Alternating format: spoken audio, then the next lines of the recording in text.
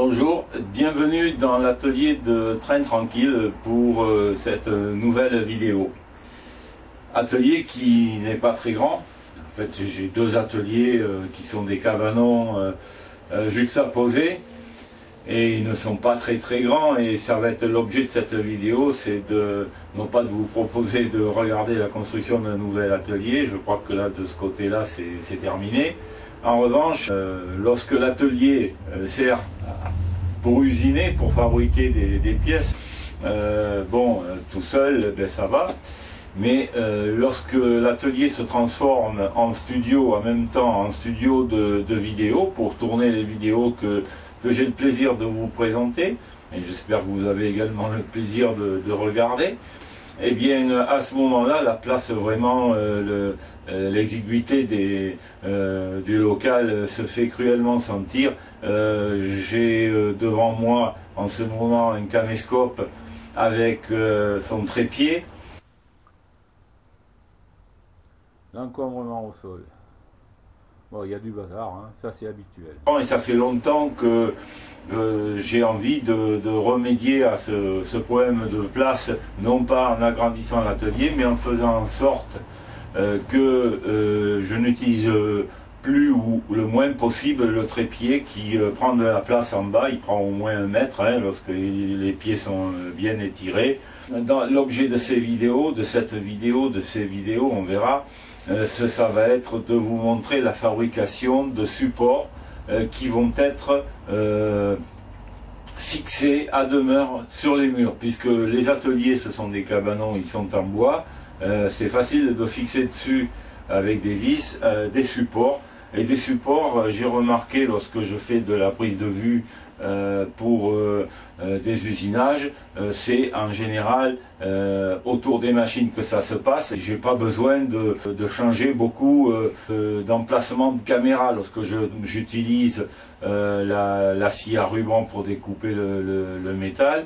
Eh bien, en général, vous remarquerez, c'est toujours à peu près le même cadrage. Lorsque, par contre, je suis ici sur l'établi à faire un assemblage, là, ce sera un autre angle de prise de vue. Et j'ai remarqué que tout ça, je peux très bien m'en sortir en faisant des supports muraux qui seront donc vissés dans les murs et sur lesquels je fixerai mes caméras. De cette façon-là, je me libère de la place au sol et surtout je sécurise parce que je risque pas de heurter le trépied, et c'est la meilleure façon de procéder. C'est la construction de ces supports que je vais vous montrer. Alors tout d'abord, les matériaux que je vais utiliser. Les matériaux, c'est des matériaux de récupération, parce que, et là aussi je pouvais sur internet acheter des supports tout faits. On peut trouver, on trouve un petit peu tout ce qu'on veut, hein. Mais c'est beaucoup plus cher. Et puis à quoi bon finalement, puisque j'ai des matériaux qui ne demandent qu'à être usinés, autant les usiner. J'ai des machines, c'est également un plaisir, une satisfaction de faire soi-même les affaires. Voilà, donc ce ne sera pas des supports en plus qui sont destinés à être bougés, à mener en promenade, etc. Donc à quoi bon, même si c'est pas très léger, ça n'a pas d'importance, ça sera fixé dans le mur. Voilà, donc ce que je vais utiliser, c'est de la cornière tout simplement, deux formats de cornière différents, de 30 mm pour celle de 30 mm, 3 cm, et celle-là qui est un peu plus grande et qui va me servir à faire le support proprement dit des caméras. Donc ça va être de la ferraille. Normalement, en général, pour le matériel photo, les supports sont plutôt en aluminium.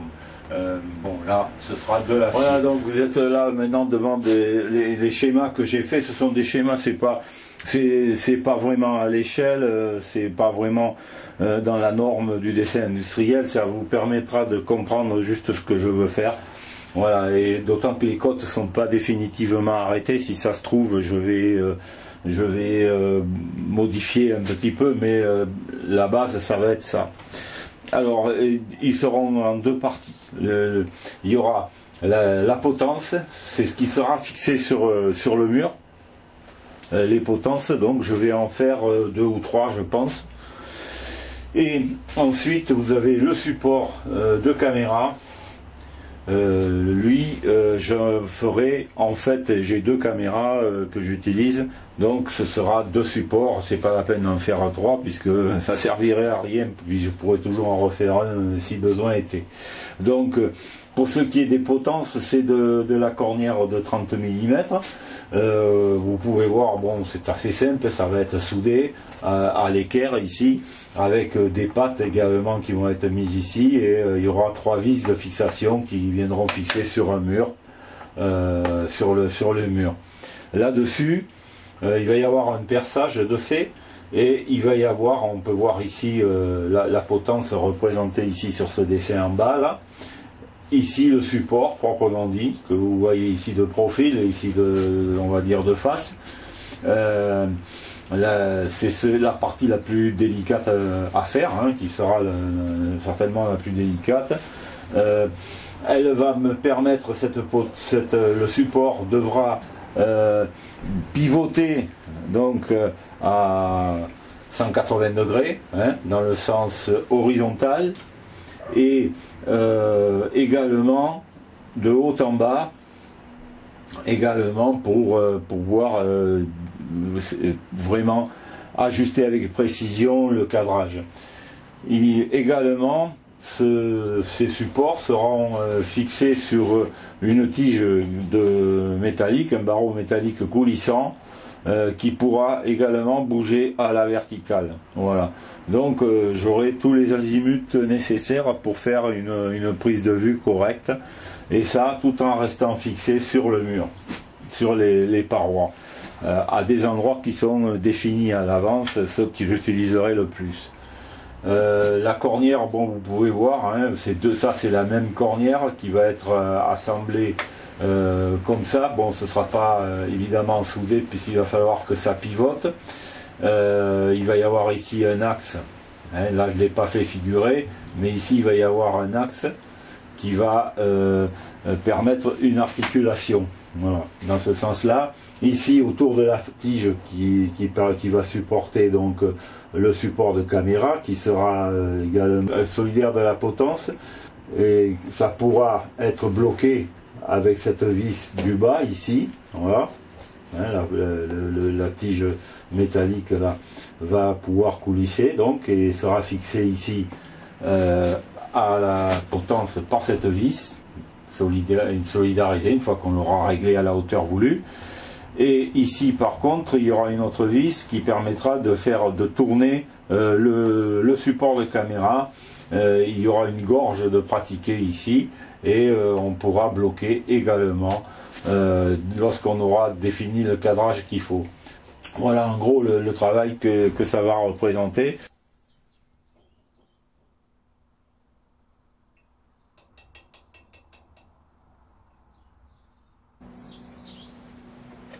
Voilà, c'est beau.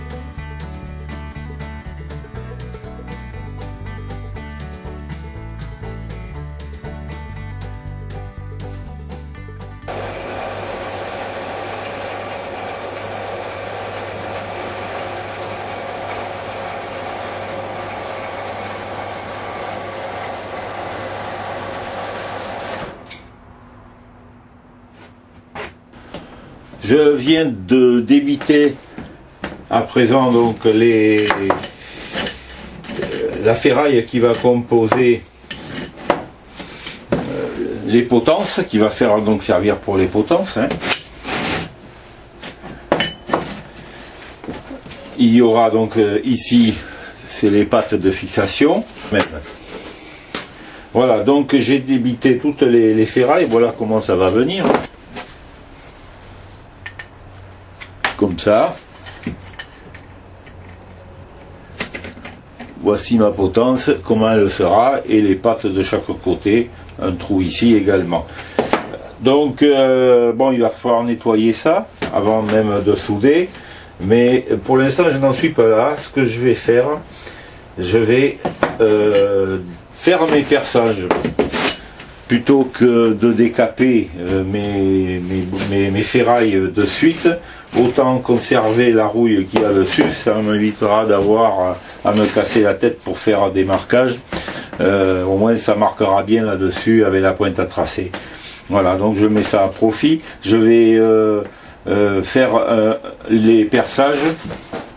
Je vais percer à 5,5 parce que je pense que je mettrai des vis de 4 pour fixer tout ça. Et donc il y aura un perçage pour chacune des pattes là, et un qui va venir en bas de la potence, comme c'est, on peut le voir dans le plan. Trois perçages qui vont servir donc à fixer la potence dans le mur des ateliers. Alors je me suis fait un tout petit gabarit comme ça pour faciliter et pas avoir à reprendre tout le temps un tracé. C'est pas non plus une précision extrême. Hein.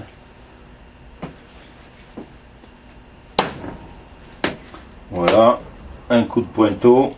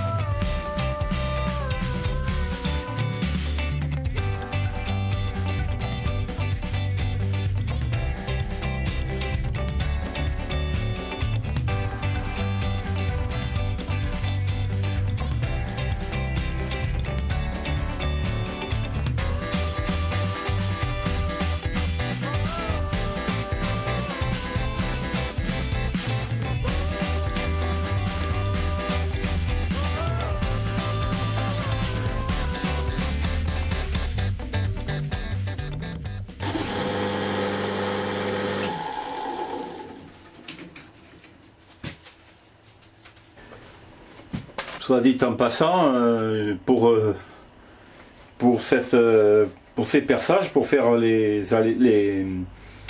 têtes, les chanfreinés, j'ai un assortiment de fraises que j'avais acheté il y a quelque temps. Hein. Je crois que c'était chez Othello. De toute façon, c'est OTMT, ça doit être leur marque. Et voilà, elles sont très commodes et elles sont assez costauds. Ça fait pas mal je m'en sers pas mal. Et c'est assez intéressant, voilà, donc j'ai à peu près toutes les dimensions les plus courantes qu'il me faut pour ce genre de travail.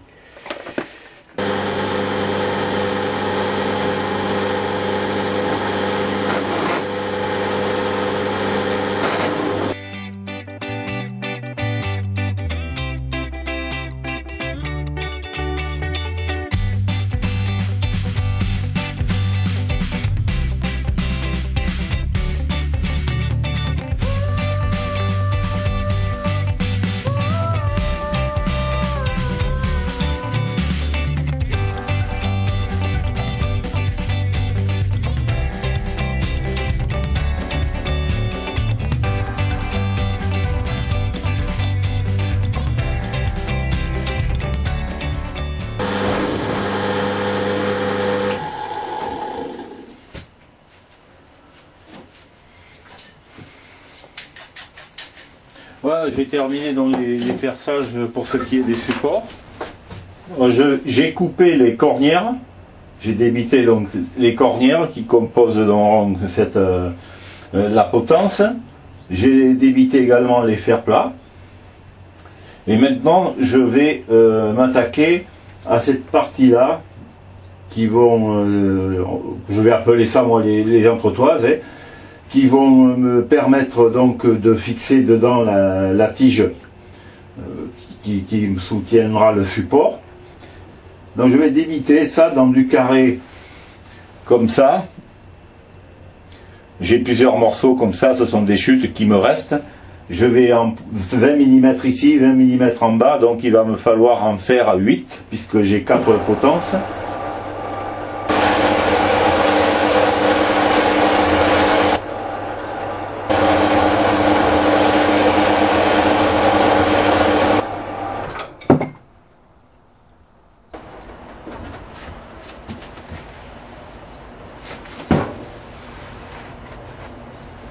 Alors ça n'a pas du tout chauffé, on peut le tenir à la main.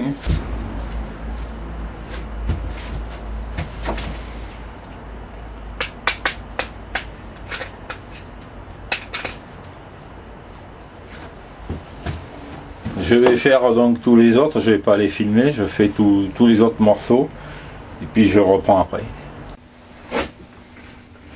J'ai coupé les 8 fourreaux.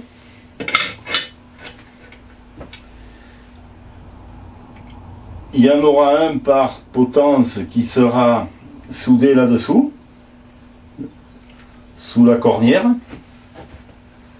et l'autre qui sera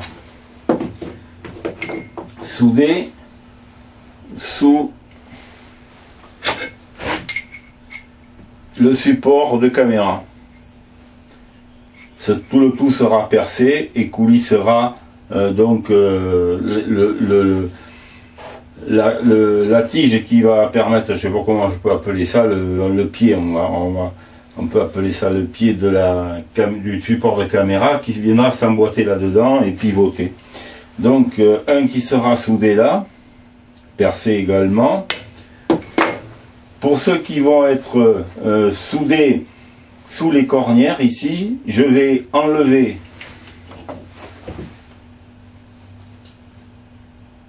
ici un bout de cornière pour faire une soudure plus facile, car là on peut voir que ce serait déporté, en plus c'est arrondi à l'intérieur de la cornière, donc tout ça il faut l'aplatir pour que ça vienne se plaquer bien là, ça fait pile poil la dimension. Donc je vais enlever ici 3 cm de ce côté-ci sur 4 la partie des potences, la partie supérieure des potences, celle-là. Bon, il y en a 4 comme ça.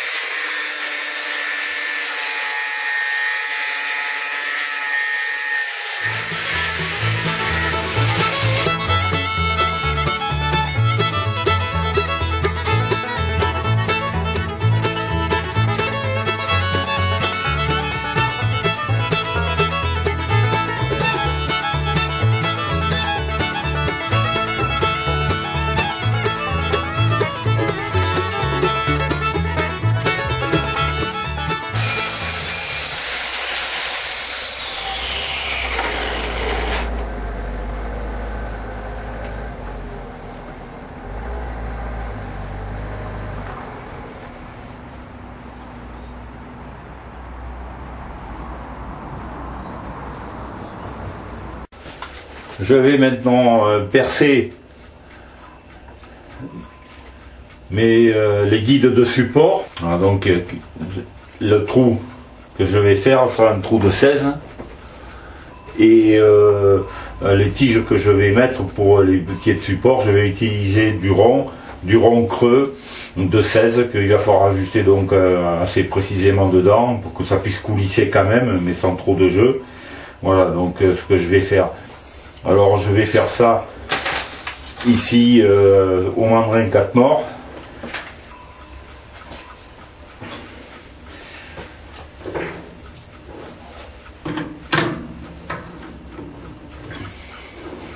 En prenant le temps,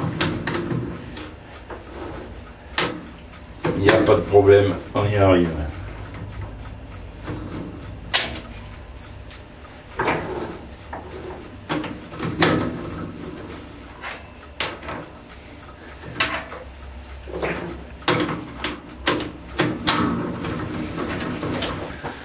J'ai glissé une cale rectifiée derrière qui me permet d'être bien plan par rapport au fond du membrane.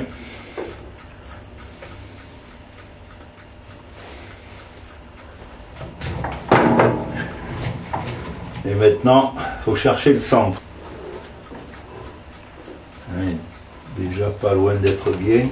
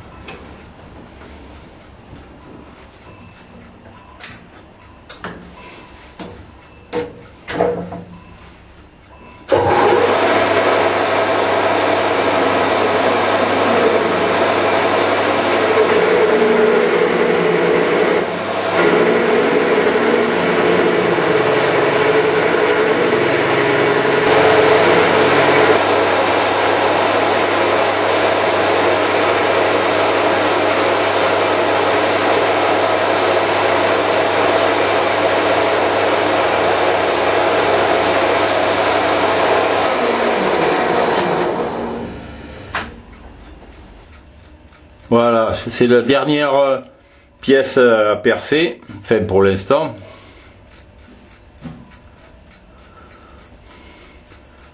Alors j'aurais très bien pu faire ça également à la fraiseuse ou à la perceuse à colonne. Le moment est venu maintenant de percer les embases afin de les tarauder. Voilà, j'utilise un forêt de centrage pour pouvoir me régler sur le coup de pointeau que j'ai mis sur chacune des pièces que je vais percer. Et je travaille donc à la fraiseuse, non pas parce que bon, c'était pas faisable à la perceuse à colonne, c'était tout à fait faisable, surtout pour des trous de cette dimension. Mais l'avantage ici, c'est que j'ai la table croisée, et pour moi, ce sera plus commode pour être plus précis. Voilà, tout simplement.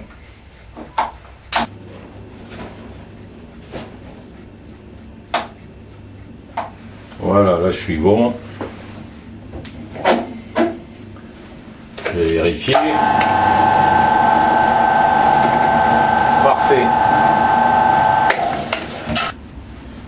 Je mets maintenant le fourré de 6,8 pour percer, pour tarauder à M8.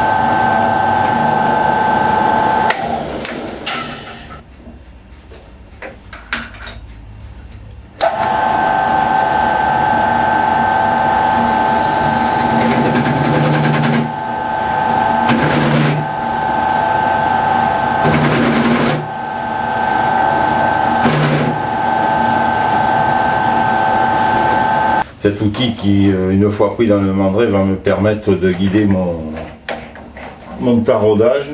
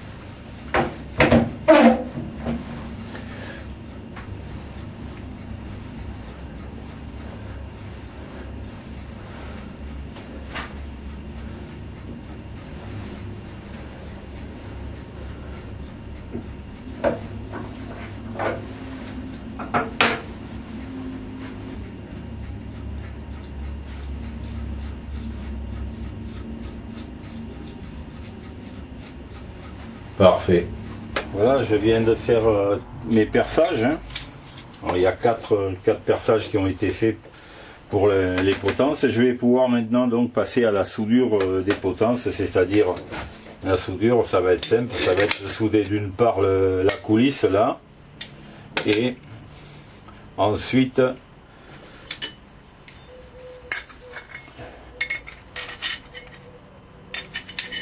voilà, comme ça, souder à angle droit, mettre la coulisse ici, et puis également les pattes, 2 pattes par potence. Alors en premier, je vais commencer par la coulisse là, hein, la souder, et ensuite je passerai à la soudure de la potence elle-même, comme ça.